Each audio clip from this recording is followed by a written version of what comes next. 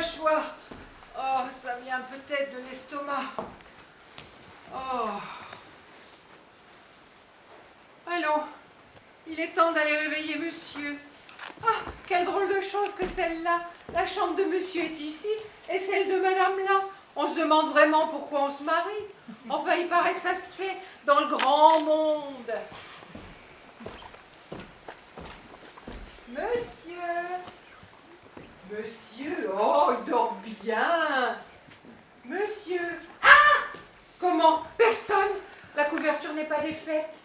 Mais alors, monsieur n'est pas rentré cette nuit. Oh, et sa pauvre petite femme qui repose en toute confiance. C'est mal, c'est mal. Mais que faire? Madame? Monsieur est-il levé? Non, non, oui, oui. Quoi? Non, oui, vous paraissez troublé. Moi? Ah, troublé? Que madame regarde, moi troublé. Troublé, oui. N'entrez pas. Mais pourquoi ça? Moi, une idée. Mais parce qu'il est malade, monsieur. Malade, mais justement, mon devoir. Mais quand je dis malade, mais j'exagère. Oh, que Oh! Oh! Mais madame, pincé, il est pincé.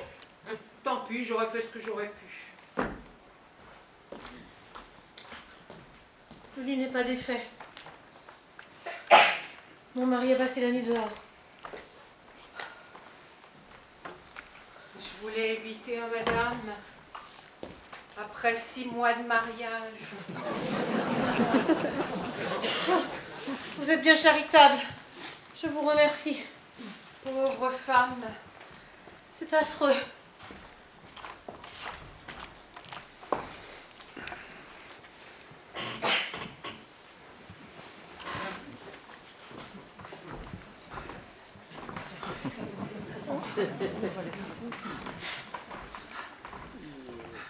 Ah, qu'est-ce que c'est? Ah, monsieur a passé la nuit dehors. Oui, enfin, non, enfin bon, madame ne sait rien. Madame sort d'ici, et si j'en juge par sa figure... Oh, diable, diable, diable. Et c'est bien mal ce qu'a fait monsieur. Et si monsieur voulait en croire un ami... Un ami? Quel ami? Moi, monsieur. Non, mais dites donc, Étienne, ça va pas, non? Non, mais moi, j'ai passé la nuit sur la banquette de l'escalier. Si je me suis point fait 20 rhumatismes, alors... On m'y reprendra à aller au bal de l'opéra, c'est moi qui vous le dis. Parce que monsieur est allé au bal de l'opéra. Oui, enfin, non, enfin, bon, écoutez, ça suffit, mêlez-vous de vos affaires, hein. Il faut pas être bien malin pour voir que monsieur a nocé toute la nuit. Non, mais dites donc, Étienne, ça suffit maintenant. Tiens, portez ça et retournez à votre office. Oh, c'est bon, j'y vais. Oh là. Oh. Oh. Ce petit démon de Madame Aubin fait de moi ce qu'elle veut. Et quand on est médecin, on ne devrait pas avoir pour cliente une femme mariée. C'est très dangereux. Ainsi, l'opéra, c'est un caprice à elle. Elle m'a dit rendez-vous à 2h sur l'horloge. Et bien à 2h, j'y étais. Et j'ai attendu jusqu'à 3h du matin. Et quand je l'ai vue,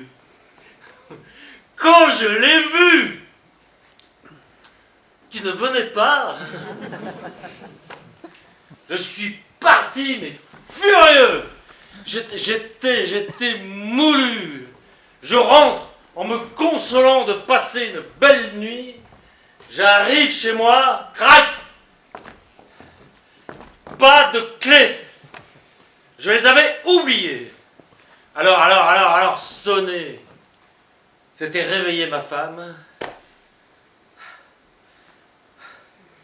Alors je me suis résigné à passer la nuit sur la banquette, en attendant la nuit, le jour et la nuit complète, et que Étienne vienne m'ouvrir. Oh là là là. Je suis gelé. Ouais, je vais me faire une ordonnance, tiens, comme ça.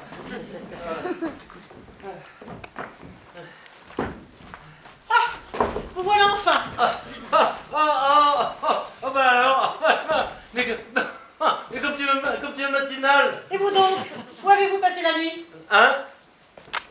avez-vous passé la nuit? J'ai la... Je t'ai pas dit? Ah bah si, j'étais chez Bassinet. Oh là là là là. Il est très malade, Bassinet. Hein. Oh là là. Et c'est pour ça que vous avez passé la nuit auprès de lui? Ah mais il est si malade qu'il s'en relèvera pas. Hein. Alors pour lui cacher la situation, on a organisé une soirée chez lui, entre médecins, hein, en habit noir, hein, puis on a chanté, on a dansé, comme ça, à l'air de rien. Ah, le petit vin blanc qu'on boit sous les tonnelles, c'était dingue. Enfin bon, avec certains malades, il faut savoir user de subterfuges. Ah, c'est ingénieux. Ainsi, il est perdu. Bon, ben, il s'en relèvera pas. Hein. Monsieur Bassinet.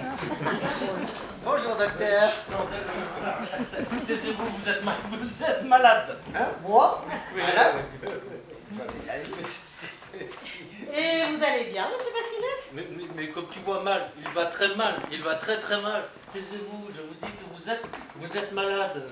Mais puisque monsieur Bassinet vous dit qu'il n'est pas malade, pourquoi voulez-vous que... Mais qu'est-ce qu'il dit? Il est médecin, lui? Mais non, il sait rien. Je te dis qu'il est perdu. Hein? Moi? Mais, Perdu? Oui, mais on a voulu... Oh là là, on a voulu vous cacher la situation. Oh, ma foi, tant pis, il en crèvera. Qu'est-ce qu'il dit? Hélas, c'est même pour cela que mon mari a passé la nuit auprès de vous. Il a passé la nuit auprès de moi, lui? Mais oui, mais...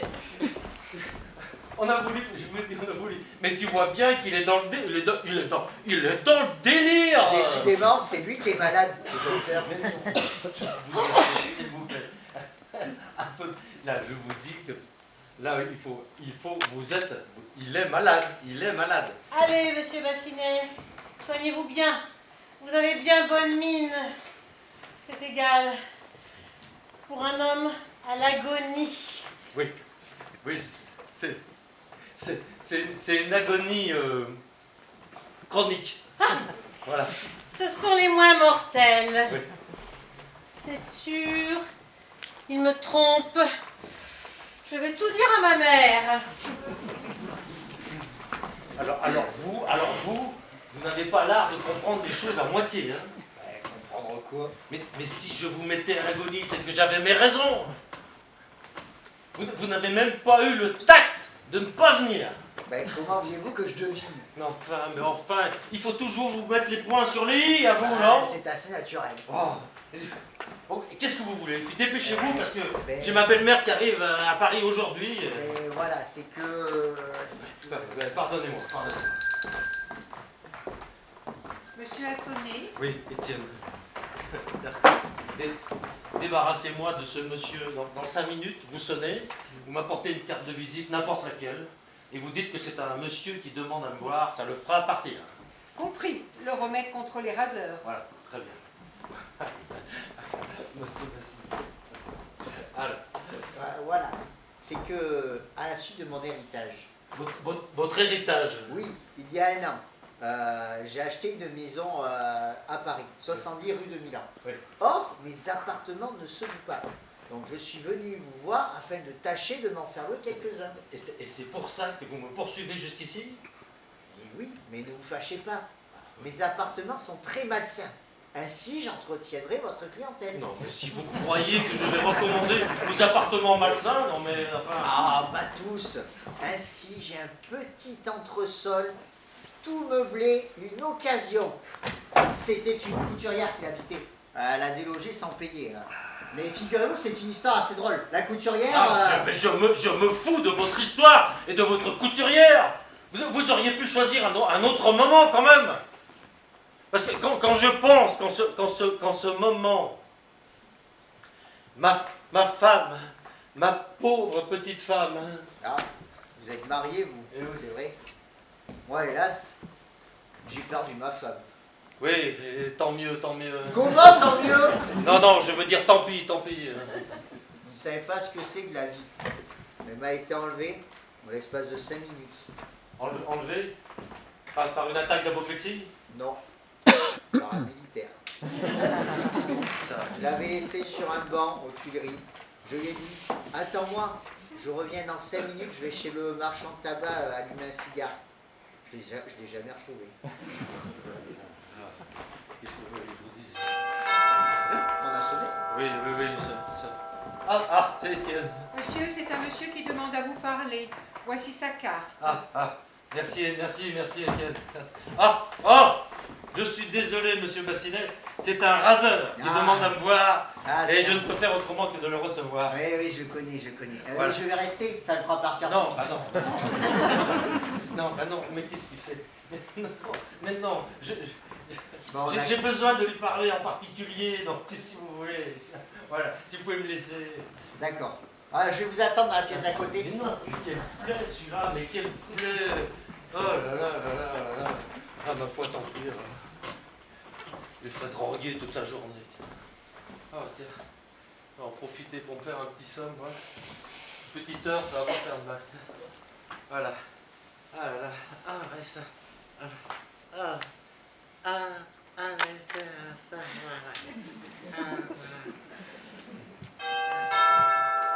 Ma fille, mon gendre, je veux les voir.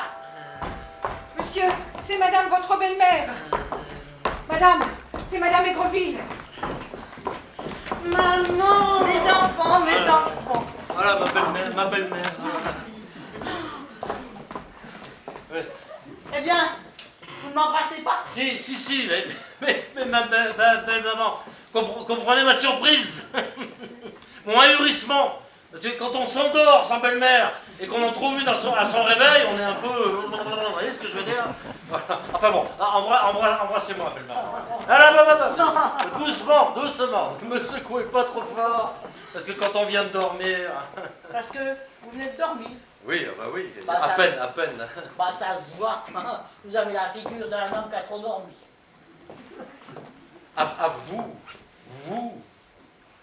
Vous êtes physionomiste, vous, hein? Ouh là là. Ah, mes enfants, comme je suis heureuse de vous revoir. Oui, doucement. Ne pleure pas, maman. Je ne pleure pas, c'est l'émotion de vous revoir. Ah, ce cher Mouni. Oui. Il a maigri. Hein? Oh, bonjour. Il a maigri. Non. Et toi, au contraire, ton contraire.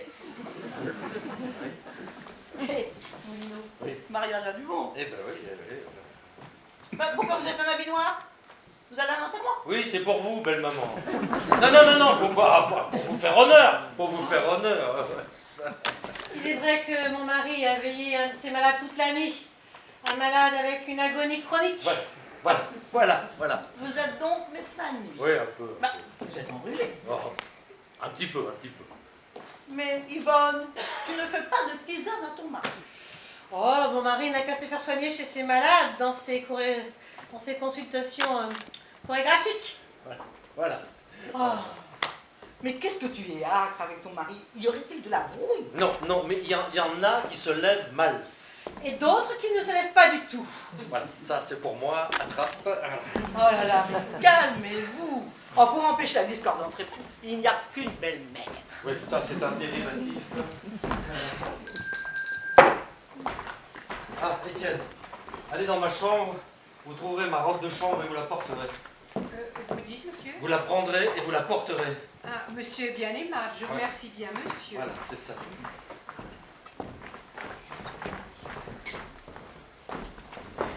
Dites donc, non, vous non, savez non. que je suis là? Oui, je sais. Entrez là. Mais qu'est-ce que c'est que celui-là? Entrez. Rien, c'est un malade. Bah, allons donc. Pourquoi le chassez-vous? Il est contagieux. Ah, vraiment? Ah bah tout ce qu'il y a de plus contagieux. Hein. Alors là, oui, oula. Vous êtes vraiment très complaisant, monsieur. Décidément, il se passe quelque chose. Il faut que j'interroge Yvonne. Mon cher, Oui. laissez-moi avec ma fille. J'ai à lui parler. Avec plaisir, belle maman.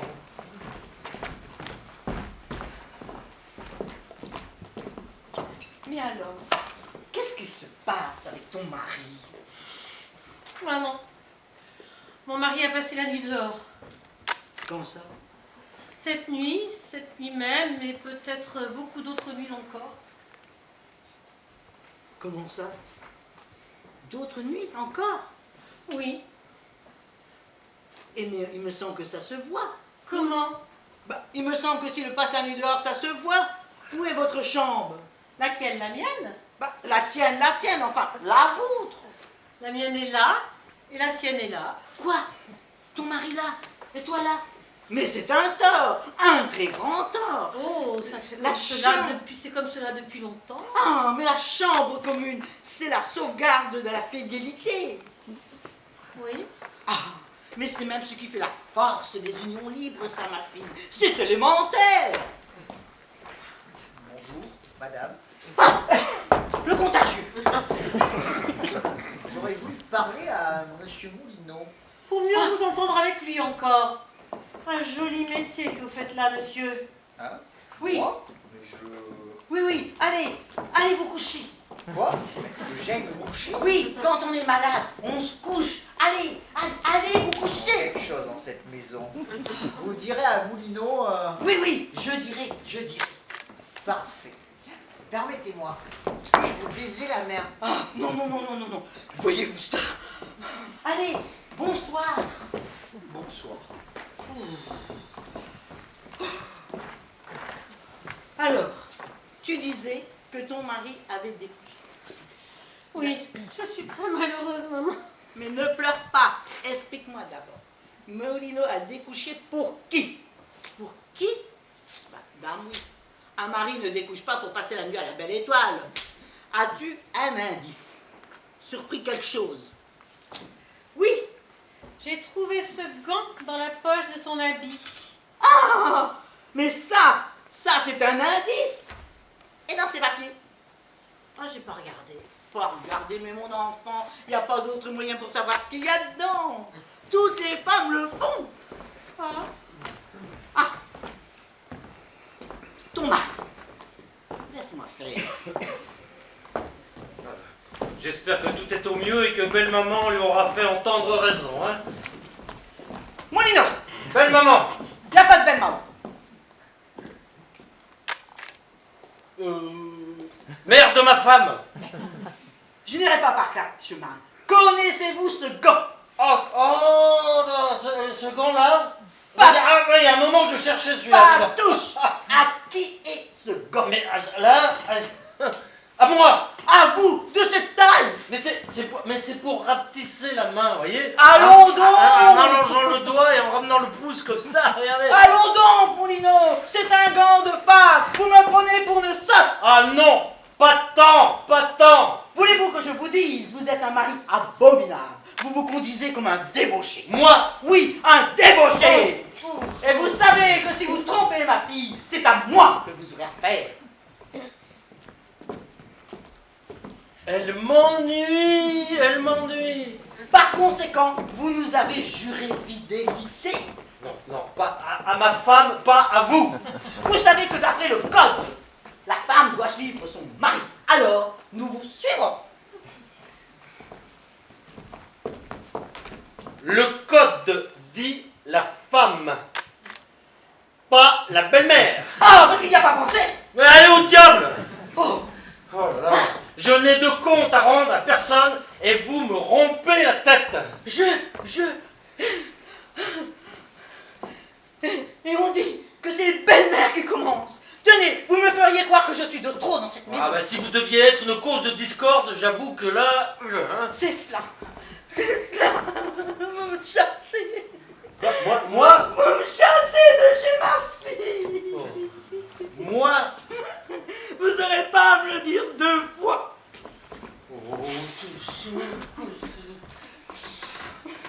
Je préfère me retirer. Cette femme-là, elle exaspérerait le président de la République. Tous les mêmes. Oh mais non,